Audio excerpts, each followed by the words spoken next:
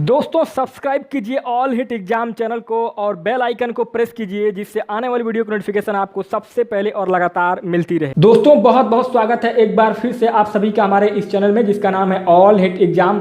और आज का जो हमारा वीडियो होगा ये आपका मैथ पेडागोजी अर्थात गणित शिक्षण अधिगम का वीडियो होगा। तो दोस्तों जैसा कि आप सभी जानते हैं कि हमारे इस ऑल हिट एग्जाम चैनल पर आपका CTET 2020 सुपर 30 क्वेश्चन सीरीज चलाया जा रहा है और इस सीरीज के अंतर्गत टोटल 30 प्रश्नों को शामिल किया जा रहा है हर सब्जेक्ट से, यानी कि हिंदी अंग्रेजी गणित सबसे 30 प्रश्नों का वीडियो बनाया जा रहा है और ताकि आप सभी को आसानी हो वीडियो को देखने में भी, उससे आप आसानी से याद भी कर सकते हैं। तो दोस्तों उसी को ध्यान में रखते हुए 30 प्रश्नों का ये सीरीज चलाया जा रहा है। तो दोस्तों मैं निवेदन करूंगा कि अगर आप हमारे इस सुपर 30 क्वेश्चन सीरीज का ये पहला वीडियो देख रहे हैं तो इसके पहले ऑलरेडी सुपर 30 के कई सारे वीडियो अपलोड किए जा चुके हैं, तो उन सारे वीडियो को दोस्तों जरूर देखिएगा, बहुत लाभ मिलेगा आपको आगामी CTET 2020 में। तो दोस्तों देरी ना करते हुए आज के वीडियो स्टार्ट करते हैं मैथ पेडागोजी का। और दोस्तों वीडियो स्टार्ट करने से पहले एक बार फिर से मैं सूचना देना चाहूँगा आप सभी को कि मैथ पेडागोजी के ऑलरेडी 200 प्रश्नों के 2 वीडियो, यानी कि 100 प्रश्नों का 2 वीडियो, पहले पार्ट में 100 प्रश्न हैं, दूसरे पार्ट में 100 प्रश्न हैं, टोटल 200 प्रश्नों का 2 वीडियो आपको मैथ पेडागोजी का हमारे इस ऑल हिट एग्जाम चैनल पर ऑलरेडी 2 महीने पहले अपलोड किया जा चुका है। वो बहुत कारगर साबित होगा दोस्तों आगामी CTET 2020 में। उस वीडियो को भी ध्यान से देख लीजिएगा, उसका लिंक मैं आपको डिस्क्रिप्शन में दे दूंगा इस वीडियो के, तो उसको भी दोस्तों देख लीजिएगा, बहुत मज़ेदार वीडियो है। तो दोस्तों स्टार्ट करते हैं आज का वीडियो। पहला प्रश्न है, गणित सभी विज्ञानों का सिंह द्वारा और कुंजी है, यह विचार किसका है? पहला है Roger Bacon, Dutton, Hogben, option C Samuel. तो दोस्तों पहले नंबर के प्रश्न में जो आपका सबसे सही विकल्प होगा वो आपका ऑप्शन पहला रोजर बेकन बिल्कुल राइट ऑप्शन हो जाएगा। अर्थात गणित सभी विज्ञानों का सिंह द्वार और कुंजी है, यह विचार रोजर बेकन के द्वारा दिया गया था, इसलिए पहले नंबर के प्रश्न में आपका पहला विकल्प रोजर बेकन बिल्कुल राइट ऑप्शन हो जाएगा। दूसरा प्रश्न है, वृत्त की परिधि तथा व्यास में संबंध ज्ञात करने हेतु किस विधि का प्रयोग उपयुक्त है? पहला है आगमन विधि, दूसरा प्रयोगशाला विधि, तीसरा संश्लेषण विधि और चौथा निगमन विधि। तो दोस्तों दूसरे नंबर के प्रश्न में जो आपका सबसे सही विकल्प होगा वो आपका दूसरा विकल्प प्रयोगशाला विधि बिल्कुल राइट ऑप्शन हो जाएगा। क्यों? क्योंकि वृत्त की परिधि तथा व्यास में संबंध ज्ञात करने के लिए प्रयोगशाला विधि बिल्कुल उपयुक्त होगा, इसलिए आपका दूसरे नंबर के प्रश्न में दूसरा विकल्प बिल्कुल राइट ऑप्शन हो जाएगा। तीसरा प्रश्न है, माध्यमिक स्तर पर अंक गणित शिक्षण विधि है। पहला ऑप्शन है प्रायोगिक विधि, दूसरा है विश्लेषण व संश्लेषण विधि, तीसरा आगमन निगमन विधि, चौथा उपयुक्त सभी। तो दोस्तों तीसरे नंबर के प्रश्न में जो आपका सबसे सही विकल्प होगा वो आपका तीसरा विकल्प आगमन और निगमन विधि बिल्कुल राइट ऑप्शन हो जाएगा। क्योंकि माध्यमिक स्तर पर अंक गणित शिक्षण विधि जो होती है, यानी कि अंक गणित की जो शिक्षण विधि होती है वो आपका आगमन और निगमन विधि शिक्षण विधि होती है, इसलिए आपका तीसरे नंबर के प्रश्न में तीसरा विकल्प आगमन निगमन विधि राइट आंसर हो जाएगा। चौथा प्रश्न है, पाठ्यक्रम निर्माण के सिद्धांत हैं। पहला समन्वय व सुसंगठितता का, दूसरा उपयोगिता व जीवन से संबद्धता का, तीसरा क्रियाशीलता व परिवर्तनशीलता का, चौथा है उपयुक्त सभी। तो दोस्तों चौथे नंबर के प्रश्न में जो आपका सबसे सही विकल्प होगा वो आपका चौथा विकल्प उपयुक्त सभी बिल्कुल राइट ऑप्शन हो जाएगा। लेकिन क्यों होगा इसको समझ लीजिए। दोस्तों चौथे नंबर के प्रश्न में चौथा विकल्प उपयुक्त सभी बिल्कुल राइट ऑप्शन क्यों हुआ है? क्योंकि पाठ्यक्रम निर्माण के सिद्धांत में समन्वय व सुसंगठितता का, उपयोगिता व जीवन से संबद्धता का, क्रियाशीलता व परिवर्तनशीलता का, ये तीनों होना चाहिए पाठ्यक्रम निर्माण में, इसलिए आपका चौथा विकल्प उपयुक्त सभी बिल्कुल राइट ऑप्शन हो जाएगा। पांचवा प्रश्न है दोस्तों, हासिल का या हाथ का लगा, यानी कि जैसे हम लोग कोई गुणा करते हैं तो इसमें हासिल लेते हैं, तो दोस्तों वही हासिल या हाथ का लगा जो संप्रत्यय है को गणित में सबसे पहले किसने दिया था? पहला है भास्कर, दूसरा ब्रह्मगुप्त, तीसरा श्रीधर और चौथा आर्यभट्ट। तो दोस्तों पांचवें नंबर के प्रश्न में जो आपका सबसे सही विकल्प होगा वो आपका तीसरा विकल्प श्रीधर बिल्कुल राइट ऑप्शन हो जाएगा। क्यों? क्योंकि हासिल लेने का जो संप्रत्यय है वो आपका श्रीधर ने सबसे पहले गणित भाषा में दिया था, इसलिए आपका 5 नंबर के प्रश्न में ऑप्शन सी श्रीधर बिल्कुल राइट ऑप्शन हो जाएंगे। छठवां प्रश्न है, छात्र वृत्त तथा गोले में तुलना करता है वह किस उद्देश्य की पूर्ति करता है? पहला ज्ञान, दूसरा अवबोध, तीसरा कौशल, चौथा ज्ञानोपयोग। तो दोस्तों 6वें नंबर के प्रश्न में जो आपका सबसे सही विकल्प है वो आपका दूसरा विकल्प अवबोध बिल्कुल राइट ऑप्शन हो जाएगा। क्यों? क्योंकि अगर कोई छात्र वृत्त और गोले में तुलना कर रहा है तो दोस्तों वृत्त और गोला लगभग सेम होता है। तो वृत्त और गोले में अगर कोई छात्र तुलना कर रहा है तो वह अवबोध यानी कि बड़ी गहनता से उसके बारे में जानकारी प्राप्त करना चाहता है, इसलिए 6वें नंबर के प्रश्न में आपका सेकंड ऑप्शन अवबोध बिल्कुल राइट ऑप्शन हो जाएगा। 7वां प्रश्न है, एक अध्यापक गणित शिक्षण में अवरोही क्रम का अनुसरण कर रहा है, वह किस विधि से प्रेरित है? पहला है प्रयोगशाला विधि, दूसरा आगमन विधि, तीसरा निगमन विधि, चौथा संश्लेषण विधि। तो दोस्तों 7वें नंबर के प्रश्न में जो आपका सबसे सही विकल्प होगा वो आपका तीसरा विकल्प निगमन विधि बिल्कुल राइट ऑप्शन हो जाएगा। क्यों होगा? क्योंकि एक अध्यापक गणित के शिक्षण में अगर अवरोही क्रम का अनुसरण कर रहा है तो दोस्तों वह आपका निगमन विधि का काम कर रहा है, यानी कि निगमन विधि का इस्तेमाल कर रहा है, इसलिए आपका 7वें नंबर के प्रश्न में थर्ड ऑप्शन निगमन विधि बिल्कुल राइट ऑप्शन हो जाएगा। 8वां प्रश्न है, प्रयोगशाला विधि किस विधि का विस्तृत रूप है? पहला आगमन विधि, दूसरा निगमन विधि, तीसरा इकाई विधि, चौथा संश्लेषण विधि। तो दोस्तों 8वें नंबर के प्रश्न में जो आपका सबसे सही विकल्प होगा वो आपका पहला विकल्प आगमन विधि बिल्कुल राइट ऑप्शन हो जाएगा। क्यों? क्योंकि प्रयोगशाला विधि जो है ये आपका आगमन विधि के तर्ज पर ही काम करता है, यानी कि आगमन विधि और प्रयोगशाला विधि लगभग सेम एक ही नियम पर आधारित हैं, इसलिए आपका 8 नंबर के प्रश्न में पहला विकल्प आगमन विधि राइट आंसर हो जाएगा। 9वां प्रश्न है दोस्तों, किसी खेत का क्षेत्रफल का ज्ञान कराने में सहायक विधि होगी, अर्थात किसी एरिया यानी किसी खेत का किसी फील्ड का क्षेत्रफल को ज्ञात करना है तो उस खेत के क्षेत्रफल को ज्ञात करने में कौन सी विधि सहायक विधि होगी? पहला है आगमन विधि, दूसरा निगमन विधि, तीसरा क्रिया विधि, चौथा प्रदर्शन विधि। तो दोस्तों 9वें नंबर के प्रश्न में आपका जो सबसे सही विकल्प है वो आपका ऑप्शन थर्ड क्रिया विधि बिल्कुल राइट ऑप्शन हो जाएगा। क्यों? क्योंकि किसी खेत का अगर क्षेत्रफल ज्ञात कर रहे हैं तो दोस्तों किसी खेत के क्षेत्रफल को ज्ञात करने में क्रिया विधि का प्रयोग किया जा रहा है, इसलिए आपका 9 नंबर के प्रश्न में तीसरा विकल्प क्रिया विधि बिल्कुल राइट ऑप्शन हो जाएगा। 10वां प्रश्न है, किसी वृत्त की परिधि व व्यास में संबंध स्थापित करना, इसमें कौन सी विधि सहायक होगी? पहला संश्लेषण विधि, दूसरा आगमन विधि, तीसरा प्रदर्शन विधि, चौथा प्रयोगात्मक विधि। तो दोस्तों 10वें नंबर के प्रश्न में जो आपका सबसे सही विकल्प होगा वो आपका चौथा विकल्प प्रयोगात्मक विधि बिल्कुल राइट ऑप्शन हो जाएगा। क्योंकि वृत्त की परिधि व व्यास में संबंध स्थापित करने के लिए प्रयोगात्मक विधि का प्रयोग करना पड़ेगा और यही आपका विधि सहायक विधि होगी। प्रयोगात्मक विधि ही सफल और सहायक विधि होगी, इसलिए आपका 10 नंबर के प्रश्न में चौथा विकल्प प्रयोगात्मक विधि बिल्कुल राइट ऑप्शन हो जाएगा। 11वां प्रश्न है, गणित विषय की पाठ्यपुस्तकें किस विधि पर आधारित होकर लिखी जाती हैं? पहला संश्लेषण विधि, दूसरा प्रयोगात्मक विधि, तीसरा आगमन विधि, चौथा प्रदर्शन विधि। तो दोस्तों 11 नंबर के प्रश्न में आपका पहला विकल्प संश्लेषण विधि बिल्कुल राइट ऑप्शन हो जाएगा। क्यों होगा?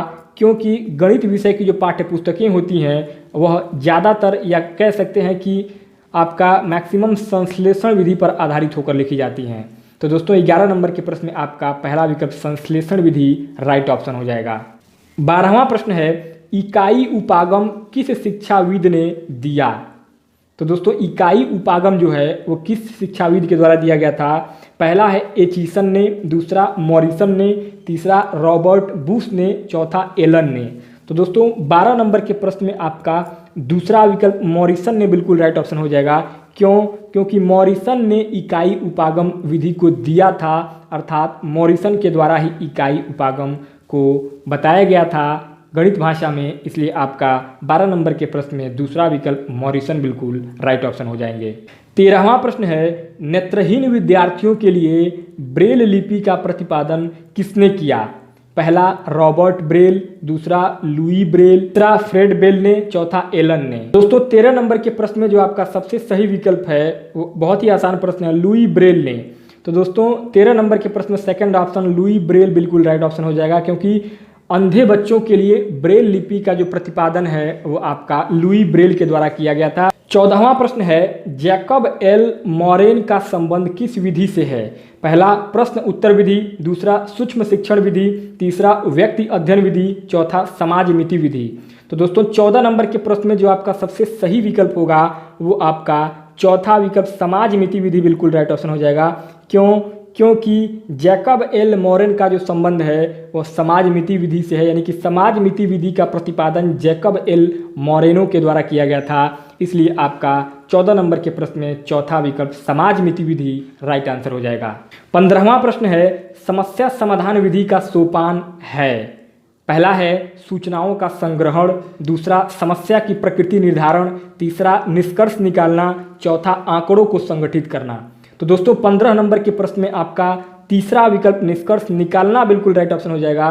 क्योंकि समस्या समाधान विधि का जो चरण है, स्टेप है, वो आपका निष्कर्ष निकालना होगा। इसलिए आपका 15 नंबर के प्रश्न में तीसरा विकल्प आपका निष्कर्ष निकालना बिल्कुल राइट ऑप्शन हो जाएगा। 16वां प्रश्न है, गणित विषय की विशेषता है। पहला तर्कपूर्णता, दूसरा परिणामों की निश्चितता, तीसरा शुद्धता, चौथा सभी। तो दोस्तों 16 नंबर के प्रश्न में आपका चौथा विकल्प ये सभी बिल्कुल राइट ऑप्शन हो जाएगा। क्योंकि गणित विषय की ये विशेषता होती है कि पहला तो वो तर्कपूर्ण होगा, दूसरा परिणामों, इसमें जो परिणाम होंगे वो निश्चित होंगे, और तीसरा वो बिल्कुल शुद्ध होगा, उसमें कहीं कोई दिक्कत नहीं होती है, और चौथा ये सभी। यानी कि गणित विषय की ये विशेषता होती है कि वो गणित जो होगा वो आपका तार्किक होता है, और उसमें जो आपके आंसर आएंगे वो भी निश्चित होगा, और जो शुद्धता होती है वो 100% क्लियर होती है, यानी कि उसकी शुद्धता में कहीं कोई संदेह नहीं होता है। इसलिए आपका 16 नंबर के प्रश्न में चौथा विकल्प ये सभी बिल्कुल राइट ऑप्शन हो जाएगा। 17वां प्रश्न है, चिंता बोध तर्क शक्ति विश्लेषण की क्षमता बढ़ाने वाला विषय है। पहला भूगोल, दूसरा गणित, तीसरा समाज विज्ञान, चौथा भाषा। तो दोस्तों 17 नंबर के प्रश्न में जो आपका सबसे सही विकल्प होगा वो आपका दूसरा विकल्प गणित बिल्कुल राइट ऑप्शन हो जाएगा। क्योंकि आप सभी जानते हैं कि आपका चिंता बोध तर्क शक्ति जहाँ पे आ गया वो आपका गणित विषय से ही संबंधित होगा। इसलिए आपका 17 नंबर के प्रश्न में ऑप्शन सेकंड गणित बिल्कुल राइट ऑप्शन हो जाएगा। 18 नंबर पर प्रश्न है, गणितीय निष्कर्ष सर्वमान्य होते हैं क्योंकि पहला ये तर्क पर आधारित हैं, दूसरा ये सबके विचारों का आदर करते हैं, तीसरा ये परिस्थिति के अनुकूल होते हैं, और चौथा उपयुक्त सभी। तो दोस्तों 18 नंबर के प्रश्न में जो आपका सबसे सही विकल्प है वो आपका पहला विकल्प बिल्कुल राइट ऑप्शन हो जाएगा।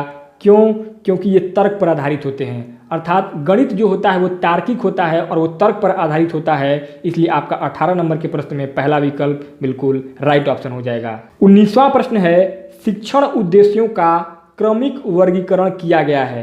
पहला बेकन द्वारा, दूसरा शुल्टन द्वारा, तीसरा ब्लूम द्वारा, चौथा कामेर द्वारा। तो दोस्तों 19 नंबर के प्रश्न में जो आपका सबसे सही विकल्प होगा वो आपका तीसरा विकल्प ब्लूम द्वारा बिल्कुल राइट ऑप्शन हो जाएगा। क्योंकि शिक्षण उद्देश्यों का जो क्रमिक वर्गीकरण है वह आपका ब्लूम के द्वारा किया गया था। इसलिए 19 नंबर के प्रश्न में थर्ड ऑप्शन ब्लूम बिल्कुल राइट ऑप्शन हो जाएगा। 20वां प्रश्न है, ब्लूम टेक्सोनॉमी का अंग नहीं है। पहला समझ, दूसरा बुद्धि, तीसरा प्रयोग, चौथा ज्ञान। तो दोस्तों 20वें नंबर के प्रश्न में जो आपका सबसे सही विकल्प होगा वो आपका दूसरा विकल्प बुद्धि बिल्कुल राइट ऑप्शन हो जाएगा। क्योंकि ब्लूम टेक्सोनॉमी के अंतर्गत आपका बुद्धि नहीं आता है, बाकी समझ, प्रयोग और ज्ञान ये तीनों आता है ब्लूम टेक्सोनॉमी के अंतर्गत। आपका सेकंड ऑप्शन बुद्धि जो है वो नहीं आता है। इसलिए आपका 20 नंबर के प्रश्न में सेकंड ऑप्शन बुद्धि राइट आंसर हो जाएगा। 21 नंबर पर जो प्रश्न है, गणित की सभी शाखाओं में प्राचीनतम कौन सी है। पहला रेखा गणित, दूसरा सांख्यिकी, तीसरा बीज गणित, चौथा अंक गणित। तो दोस्तों 21 नंबर के प्रश्न में जो आपका सबसे सही विकल्प होगा वो आपका चौथा विकल्प अंक गणित बिल्कुल राइट ऑप्शन हो जाएगा। दोस्तों कभी कभी किसी किताब में आपका रेखा गणित भी दिया गया है, लेकिन दोस्तों मैक्सिमम जो है वो अंक गणित को ही मान्यता मिलती है। इसलिए आपका 21 नंबर के प्रश्न में अंक गणित बिल्कुल राइट ऑप्शन हो जाएगा। क्योंकि 22वां प्रश्न है, रेखा गणित में प्रायोगिक स्तर पर प्रयुक्त होने वाली शिक्षण विधि है। पहला प्रदर्शन विधि, दूसरा आगमन विधि, तीसरा निगमन विधि, चौथा उपयुक्त सभी। तो दोस्तों 22 नंबर के प्रश्न में जो आपका सबसे सही विकल्प होगा वो आपका पहला विकल्प प्रदर्शन विधि बिल्कुल राइट ऑप्शन हो जाएगा, क्योंकि रेखा गणित में प्रायोगिक स्तर पर प्रयुक्त होने वाली जो शिक्षण विधि है वो आपका प्रदर्शन विधि होती है, यानी कि उसमें प्रदर्शन किया जाता है, इसलिए आपका 22 नंबर के प्रश्न में पहला विकल्प प्रदर्शन विधि राइट ऑप्शन हो जाएगा। 23वां प्रश्न है, एक अच्छी मूल्यांकन विधि वह है जिसमें देखा जाए। पहला शिक्षण हेतु अपनाई गई विधि, दूसरा बालक के व्यवहार में परिवर्तन करने की विधि, तीसरा पाठ्य वस्तु से संबंधित विधि, चौथा उपयुक्त सभी। तो दोस्तों 23 नंबर के प्रश्न में जो आपका सबसे सही विकल्प होगा वो आपका दूसरा विकल्प बालक के व्यवहार में परिवर्तन करने की विधि बिल्कुल राइट ऑप्शन हो जाएगा, क्योंकि एक अच्छी मूल्यांकन की विधि वही होनी चाहिए जिसमें बालक के व्यवहार में परिवर्तन हो, इसलिए आपका 23 नंबर के प्रश्न में सेकंड ऑप्शन बिल्कुल राइट ऑप्शन हो जाएगा। 24वां प्रश्न है, अनुप्रयोग संबंधी प्राप्य उद्देश्य की प्राप्ति होती है जब छात्र डैश डैश डैश। पहला संबंधित प्रत्ययों में भिन्नता बताता है, दूसरा गणितीय अवधारणा की व्याख्या कर सकता है, तीसरा समस्या हल करने की उपयुक्त विधि चुनता है, और चौथा उपयुक्त सभी। तो दोस्तों 24 नंबर के प्रश्न में आपका तीसरा विकल्प समस्या हल करने की उपयुक्त विधि चुनता है बिल्कुल राइट ऑप्शन हो जाएगा, क्योंकि अनुप्रयोग संबंधी प्राप्य उद्देश्य की प्राप्ति तभी होगी जब समस्या हल करने की उपयुक्त विधि चुना जाएगा, इसलिए आपका 24 नंबर के प्रश्न में तीसरा विकल्प राइट ऑप्शन हो जाएगा। 25वां प्रश्न है, शिक्षण प्रक्रिया का अंतिम सोपान है। पहला उद्देश्य, दूसरा अधिगम, तीसरा मूल्यांकन, चौथा उपयुक्त सभी। तो दोस्तों 25 नंबर के प्रश्न में जो आपका सबसे सही विकल्प होगा वो आपका तीसरा विकल्प मूल्यांकन बिल्कुल राइट ऑप्शन हो जाएगा। क्यों? क्योंकि शिक्षण प्रक्रिया का जो अंतिम चरण होता है, अंतिम स्टेप होता है, वह आपका मूल्यांकन होता है, इसलिए आपका 25 नंबर के प्रश्न में तीसरा विकल्प मूल्यांकन बिल्कुल राइट ऑप्शन हो जाएगा। 26वां प्रश्न है, पाठ योजना का भाग नहीं होते हैं। पहला प्राप्य उद्देश्य, दूसरा शिक्षा के उद्देश्य, तीसरा पाठ प्रस्तुति योजना, चौथा उपयुक्त सभी।